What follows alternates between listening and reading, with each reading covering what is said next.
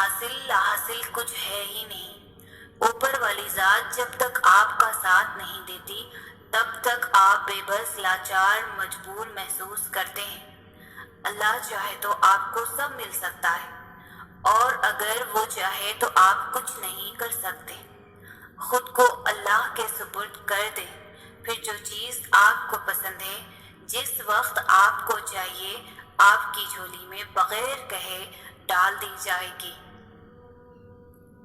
تمہارا صبر تمہیں ان مقامات تک پہنچا سکتا ہے جس کا تم گمان بھی نہیں کر سکتے، اور اس کے لیے تمہارا یہ جاننا ضروری نہیں کہ آگے کیا ہوگا یا کیسے ہوگا۔ یہ کام تم اللہ پر چھوڑ دو۔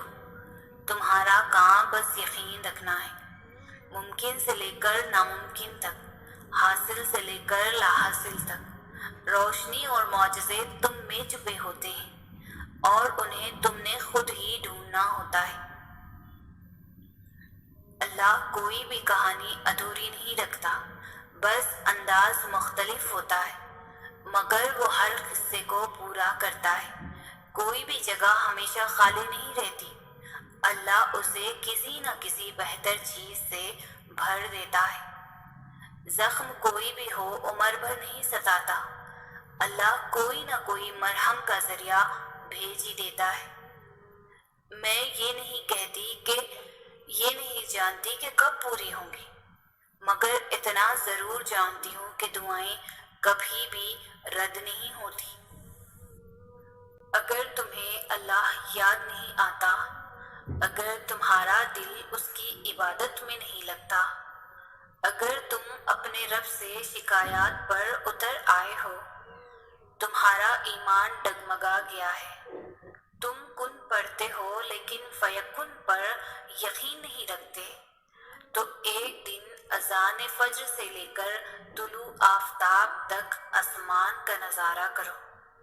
دیکھو وہ کیسے آسمان کے رنگ بدلتا ہے، دیکھو وہ کیسے ہٹا دیتا ہے اندھیرے کو، دیکھو وہ کن کہتا ہے تو سارا عالم فیکن کی تشریح بن جاتا ہے۔ کیا وہ رب قادر نہیں کہ تم جو چاہتے ہو وہ تمہیں عطا کر دیتا ہے؟ کیا وہ رب قادر نہیں کہ تمہیں نظر آنے والے اندھیروں کو روشنی میں بدل دیتا ہے؟ کیا اس رب کو نہیں معلوم سیاہی کیسے مٹائی جاتی ہے؟ کیا وہ دلوں کے داغ دھو نہیں سکتا؟ اس ذات کے ہر حکم پر اپنے دل کو بند کر لیا۔ تمہاری یہ خواہش اس کے بس ایک کن کی مار ہے، لیکن اس نے کن نہیں کہا۔ تم اس کا شکر ادا کیوں نہیں کرتے؟ سوچو، اگر وہ تمہاری دعاؤں کی آمین کو قبول کر کے تمہیں وہ عطا کر دے جو تم مانگ رہے ہو، اور پھر تمہاری دعا کو تمہارے لیے بددعا بنا دے، تو پھر تم کیا کرو گے؟ تم کہاں جاؤ گے؟ اس آسمان اور زمین میں اور کون ہے جو تمہیں تمہاری قبول ہوئی دعا سے پھر بچائے گا؟ کیا وہ نہیں؟ کیا وہ اللہ بہتر نہیں جانتا؟ کیا اس نے تم سے تمہاری خواہش لے کر تمہارے لیے بہترین نہیں سوچ رکھا ہوگا؟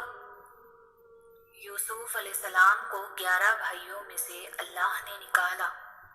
یعقوب علیہ السلام کی آنکھوں کی بینائی چلی گئی، لیکن اللہ نے صبر کروایا، اور پھر صبر کا پھل کیسے دیا۔ جب یوسف علیہ السلام اپنے بھائیوں کے سامنے آئے تو شاہ مصر تھے، تو کیا اللہ کی مصلحتوں کو تم جان سکتے ہو؟ اگر اللہ تمہیں یہاں تک لے آیا ہے تو اس نے آگے کے لیے بہت کچھ سوچ رکھا ہوگا۔ وہ تمہیں آزمائش میں ڈالنے سے پہلے اس آزمائش سے نکلنے کا حل بناتا ہے۔ پھر تم ایسا کیوں سوچتے ہو کہ وہ تمہیں بھول گیا ہے یا تمہیں نہیں سن رہا؟ تم نے اپنے انتخاب کا نتیجہ دیکھ لیا۔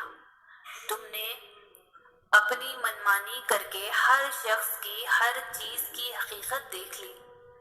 تم نے خدا کی نافرمانی اور اپنی ضد سے یہ تکلیف خرید لی۔ تو اب اللہ کے انتخاب کا انتظار کرو۔ جو تحفہ، جو چیز اس نے تمہارے لیے رکھی ہے، اس چیز کا انتظار کرو، اور یقیناً اللہ کا انتخاب بے حد پرسکون ہوگا، جو تمہیں یہ بتائے گا کہ اختتام ایک نئی منزل کا آغاز ہوتے ہیں۔